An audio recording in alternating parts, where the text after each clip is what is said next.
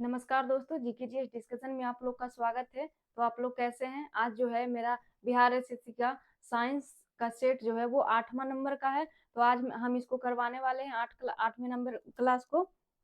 तो आप लोग जो है ये वीडियो जो होता है ना, ये 7 बजे सुबह डलता है यूट्यूब पर। तो आप लोग जो जरूर इसको देखिए, ठीक है। चलिए क्वेश्चन की ओर चलते हैं, टाइम को ना बर्बाद करते हुए, क्योंकि टाइम बहुत ही वैल्यूएबल टाइम होता है ना। पहला क्वेश्चन कह रहा है कि जौ के अंकुरित बीजों के किण्वन से बने शराब को कहा जाता है। जौ के अंकुरित बीजों के किण्वन से बने शराब को क्या कहा जाता है? क्या बियर कहा जाता है, या वाइन, या रम, या वोडका? क्या कहा जाता है? जौ के किण्वन से मतलब गेहूं में जो रहता है ना, उसको जो है सड़ा करके, किण्वन मतलब सड़ना होता है। किण्वन एक सड़न की प्रक्रिया होती है। तो ये जौ को जो है वो सड़ा करके इसमें कौन सा बनाया जाता है? बियर, या वाइन, या रम, या वोडका? क्या बनाया जाता है? तो ये जौ को जो है वो सड़ा करके बियर बनाया जाता है। क्या बनाया जाता है? बियर। भारतीय उपमहाद्वीप में से क्या बोला जाता है? भारतीय उपमहाद्वीप में, भारतीय उपमहाद्वीप में इसे जौ जौ शराब या आब जौ के नाम से जाना जाता है। जौ शराब या आब जौ के नाम से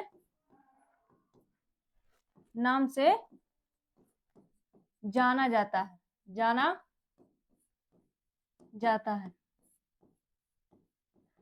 जैसा कि आप लोग जानते हैं कि शराब को जो है वो फ्रूट वगैरह को सड़ाकर बनाया जाता है, उसी प्रकार जो है इसमें जौ को सड़ा करके बनाया गया। तो हमारे भारत में से क्या नाम दिया गया? जैसे शराब, इसे जो है वो जौ शराब या आब जौ का नाम दिया गया भारत में। अगला क्वेश्चन है कि फोटोग्राफी के प्लेट पर निम्न में से किसकी परत चढ़ाई जाती है?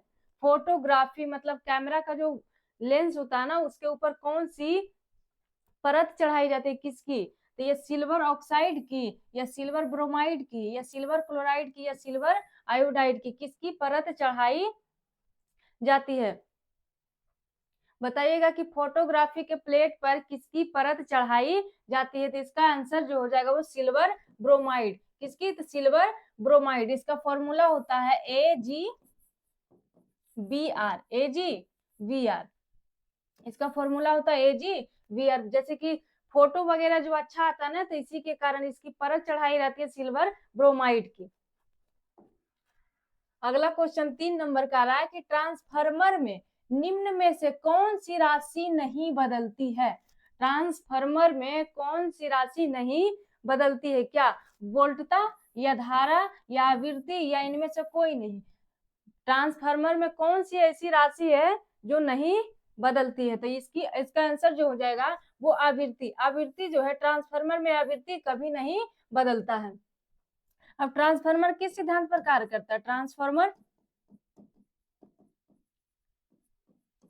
ट्रांसफार्मर जो है वो अन्योन प्रेरणा के सिद्धांत पर, अन्योन प्रेरणा के सिद्धांत पर कार्य करता है। प्रेरणा के सिद्धांत पर कार्य करता है, सिद्धांत पर कार्य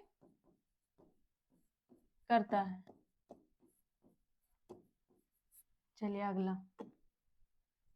अगला कह रहा है 4 नंबर की जल सतह पर तेल की पतली परत रंगीन क्यों दिखाई देती है? जब जल के ऊपर आप तेल डालिएगा ना, तो वो रंगीन टाइप का दिखता है। तो यही पूछ रहा है कि जल सतह पर तेल डाल देने पर ये रंगीन क्यों दिखने लगती है? क्यों? तो परावर्तन के कारण, या व्यतिकरण के कारण, या विवर्तन के कारण, या ध्रुवीकरण के कारण। ऐसा क्यों होता है कि जब जल के ऊपर हम तेल डालते हैं तो ये रंगीन दिखता है, रंगीन।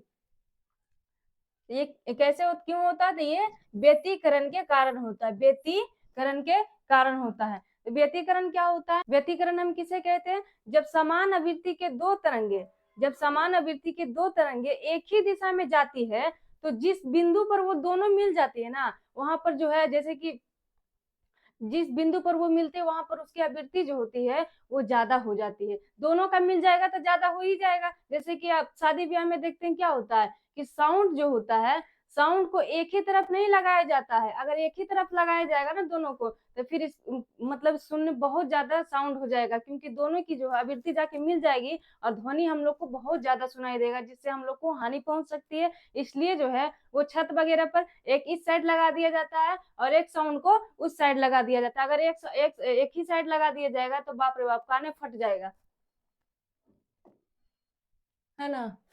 5 नंबर कह रहा है कि निम्न में से कौन सा टाइलिन एंजाइम का स्रोत है। निम्न में से कौन सा टाइलिन एंजाइम का स्रोत है?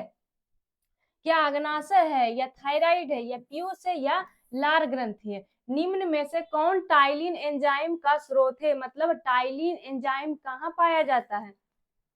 तो ये टाइलिन एंजाइम जो है वो लार ग्रंथि में पाई जाती है, लार ग्रंथि में। अब बात कर लेते हैं कि लार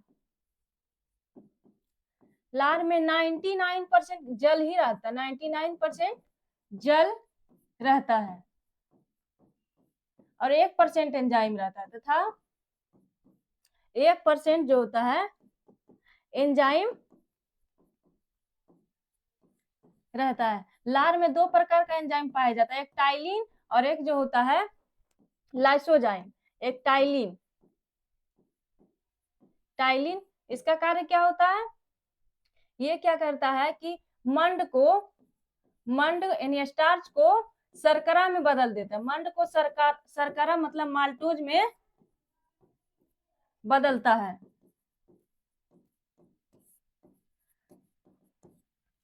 दूसरा होता है लाइसोजाइम।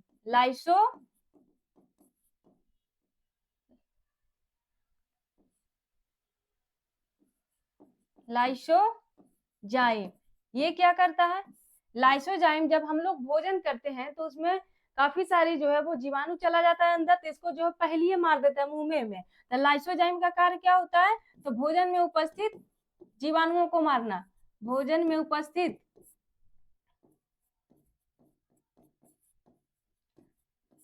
जीवाणु को नष्ट करना, क्योंकि ये जब पेट में चल जाएगा तो हमारे लिए दिक्कत हो जाएगा। चलिए अगला क्वेश्चन। अगला कह रहा है 6 नंबर क्वेश्चन कि लाइकेन में कवक और शैवाल का सहजीवी संबंध क्या कहलाता है? लाइकेन में कवक और शैवाल का सहजीवी, ये संबंध यहाँ पर नहीं होगा। लाइकेन में कवक और शैवाल का सहजीवी संबंध कहलाता है, क्या कहलाता है? सेमटिलिज्म या कार्टिकोलस या सेप्रोफिटिज्म या हेलोटिज्म, क्या कहलाता है? कह रहा है कि लाइकेन में कवक और शैवाल के बीच सहजीवी संबंध को क्या कहा जाता है? तो इसको जो है वो हेलोटिज्म के नाम से जानते हैं, हेलोटिज्म के नाम से जाना जाता है। अब एक क्वेश्चन आता है कि पेड़ों पर उगने वाले लाइकेन को क्या नाम दिया जाता है? पेड़ों पर उगने वाले लाइकेन को कोर्टिकोलस के नाम से जाना जाता है।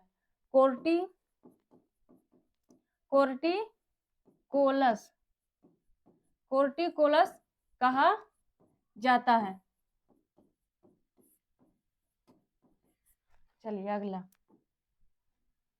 अगला 7 नंबर में कह रहा है कि कोशिका के बारे में निम्न में से कौन सा कथन सही नहीं है?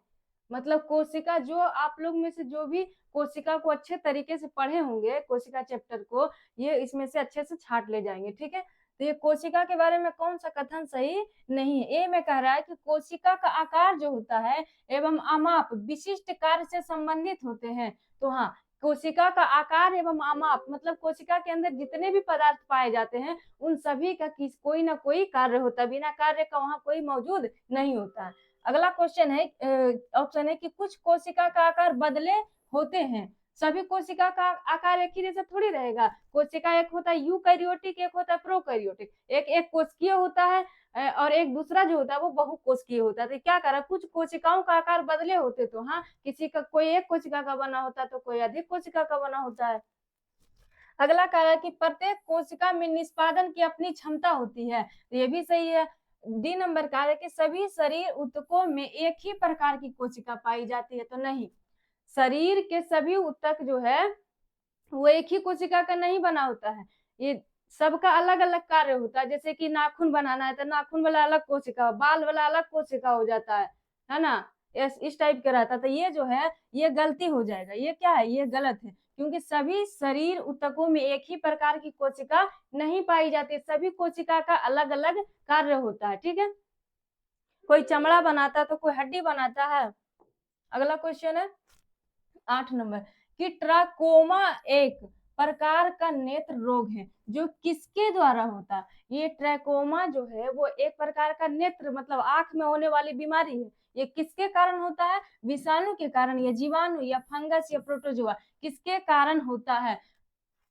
ट्रोकोमा जो है आंख का एक रोग है जो किसके कारण होता है, तो ये जीवाणु के कारण होता है, किसके कारण, जीवाणु के कारण होता है। अगला क्वेश्चन, चलिए अगला क्वेश्चन कह रहा है 9 नंबर कि विषाणु में निम्न में से कौन सी एक विशेषता नहीं होती है।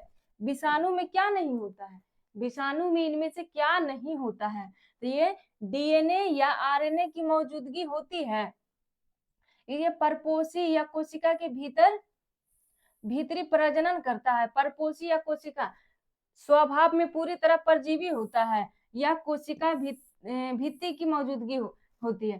तो ये डीएनए में जो है वो सॉरी विषाणु में जो है वो कोशिका भित्ति नहीं पाई जाती है, विषाणु में डीएनए और आरएनए की मौजूदगी होती है, परपोषी कोशिका के भीतर प्रजनन करता है, परपोषी कोशिका के भीतर जो है ये प्रजनन करता है। ठीक है, स्वभाव में पूरी तरह परजीवी होता है, स्वभाव में पूरी तरह परजीवी होता है, या कोशिका भित्ति की मौजूदगी होती है, तो नहीं, कोशिका भित्ति की मौजूदगी इसमें नहीं होती है। विषाणु क्या करता है कि ये जो है सजीवों में जाते ही एक्टिव हो जाता है। ठीक है, अगला क्वेश्चन है 10 नंबर कि निम्न में से कौन सा एक सही नहीं है, सही नहीं है, छाटना है इसमें, इनमें से कौन सही नहीं है। तो ये ए नंबर कह रहा है कि टमाटर में लाल रंग का कारण क्या होता है, लाइकोपिन होता है, तो हाँ सही है। सेब में लाल रंग का कारण क्या होता है, एंथोसाइनिन होता है, ये भी सही है। लाल मिर्च लाल काहे होता है, तो लाल मिर्च जो होता है, लाल मिर्च का लाल रंग कैप्सेसिन के कारण होता है, कैप्सेसिन नामक वर्णक के कारण लाल मिर्च का रंग लाल होता है। पपीता का पीला रंग सोलानिन के कारण होता है, तो नहीं, पपीता का पीला रंग जो होता है ये सोलानिन के कारण नहीं होता है, ये कैरिकोजैंथीन के कारण होता है,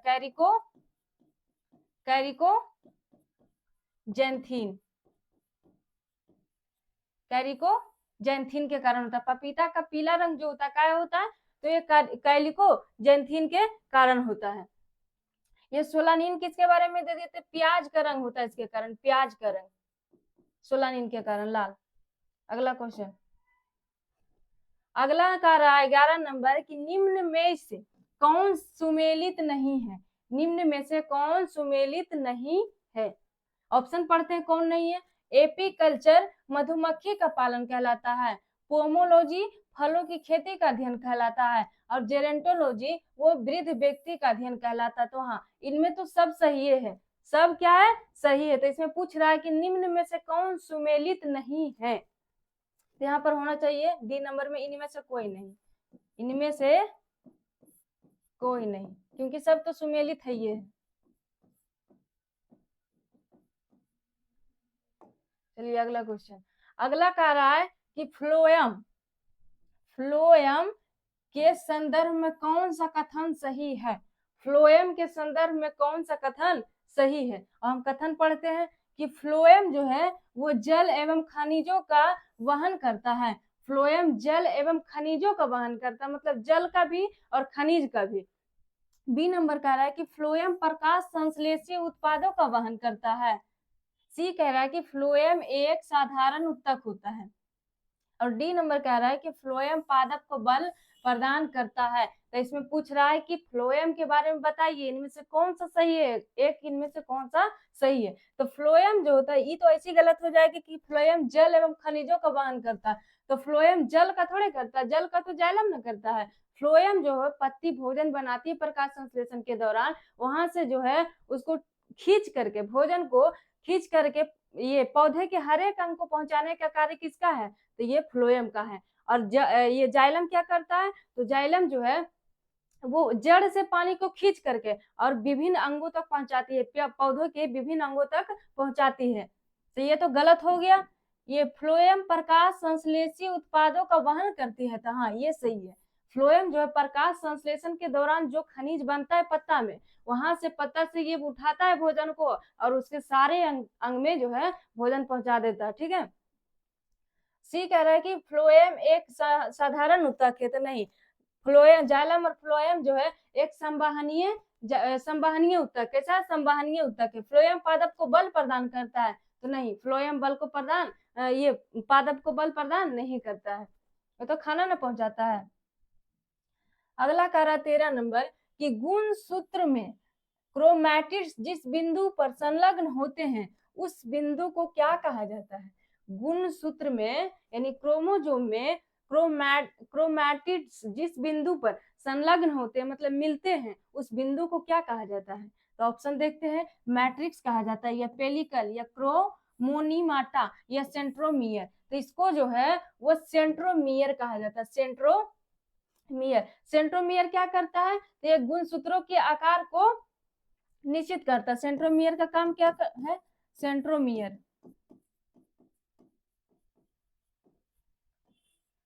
गुणसूत्रों के आकार को निश्चित करता है, गुणसूत्रों के आकार को निश्चित करता है, निश्चित करता। ठीक है। अगला क्वेश्चन, अगला 14 नंबर है कि भ्रूण को एक विशेष उत्तक की सहायता से भ्रूण को एक विशेष उत्तक की सहायता से मां का रक्त से पोषण प्राप्त होता है। मतलब जो भ्रूण रहता है, छोटा बच्चा जब वो बड़ा हो रहा होता है अपने माँ के पेट में, तो वो जो है वो माँ के रक्त से पोषण प्राप्त करता है। किसके द्वारा, तो इसमें है गर्भनाल के द्वारा, या गर्भाशय ग्रीवा, या फैलोपियन ट्यूब, या गर्भाशय, किसके द्वारा जो है वो माँ के रक्त से जो है वो अपने लिए भोजन को प्राप्त करता है, पोषण प्राप्त करता है। ठीक है। तो ये जो है वो किस क्या हो जाएगा, गर्भनाल के द्वारा प्राप्त करता है। माँ के रक्त से जो है वो गर्भनाल के द्वारा पोषण को प्राप्त करता है बच्चा, छोटा बच्चा जो भी पल रहा होता है पेट में। ठीक है। अब ये भ्रूण को भोजन जरायु एवं अपरा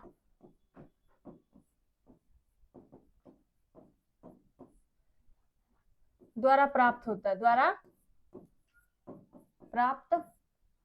होता है,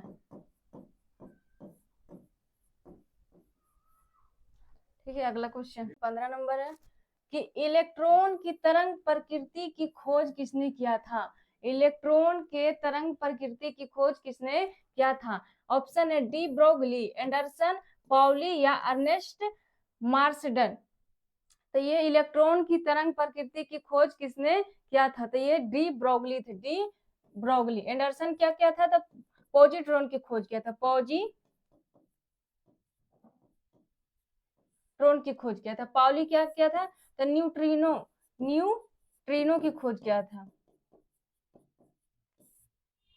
चलिए अगला क्वेश्चन, अगला कह रहा है कि मेंडलीफ के द्वारा बनाई गई आवर्त सारणी में वर्गों की संख्या कितनी होती है। मेंडलीफ के द्वारा बनाई गई आवर्त सारणी में वर्गों की संख्या कितनी है।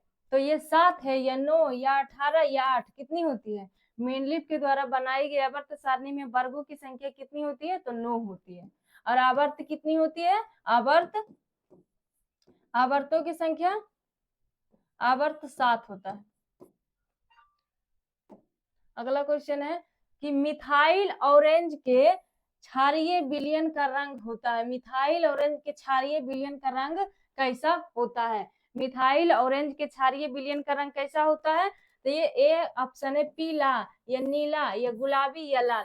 मिथाइल ऑरेंज के क्षारीय विलयन का रंग कैसा होता है? तो ये मिथाइल ऑरेंज का क्षारीय विलयन का रंग जो होता है वो पीला होता है। कैसा होता है? पीला। अब लिटमस के बारे में बात कर लेते हैं। लिटमस लिटमस लिटमस विलयन का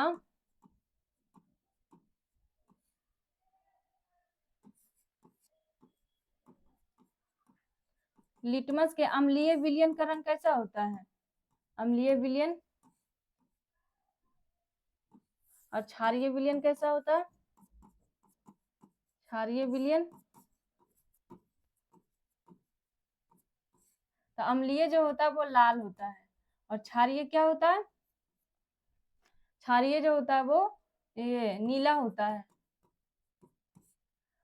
और उदासीन क्या होता है? उदासीन उदासीन विलयन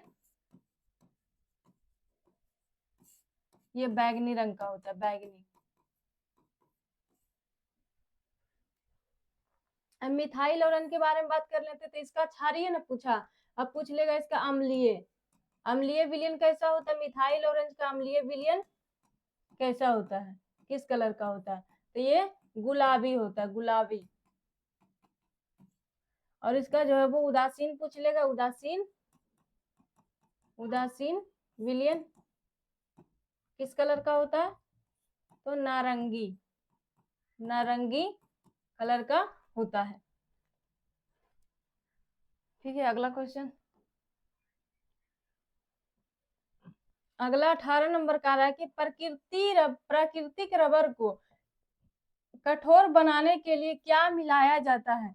प्राकृतिक रबर को कठोर बनाने के लिए क्या मिलाया जाता है? क्या कार्बन मिलाया जाता है, या सल्फर, या नाइट्रोजन, या सोडियम?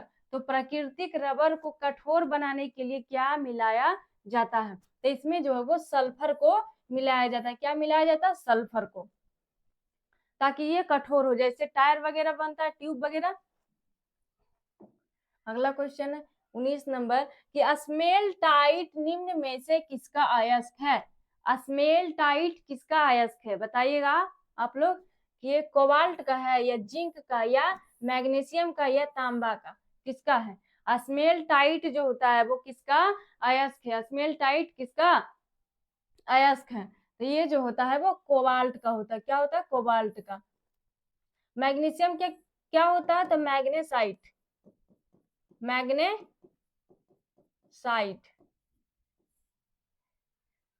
जिंक का क्या होता है? Cuprite, cuprite. ठीक है।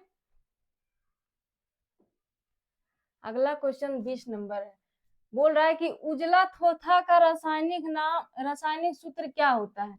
उजला थोथा का रासायनिक सूत्र क्या होता है? एक होता है नीला थोथा, ये पूछ रहा है उजला थोथा। क्या क्या पढ़ना पड़ता है। उजला थोथा का रासायनिक सूत्र क्या होता है? तो इसका ऑप्शन है FeSO4 इंटू 7H2O, और दूसरा है ZnSO4 इंटू 7H2O, सी का है CuSO4 इंटू 5H2O, और डी का है COSO4 इंटू 7H2O।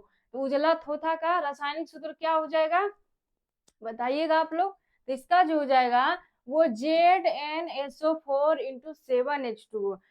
ठीक है, ZnSO4 इंटू 7H2O होता है उजला थोथा का। अगर पूछ दे नीला वाला, तब कभी एग्जाम में पूछ दे नीला वाला, तब तो नीला वाला क्या ही होता है? नीला थोथा का होता है, सी नंबर, नीला थोथा।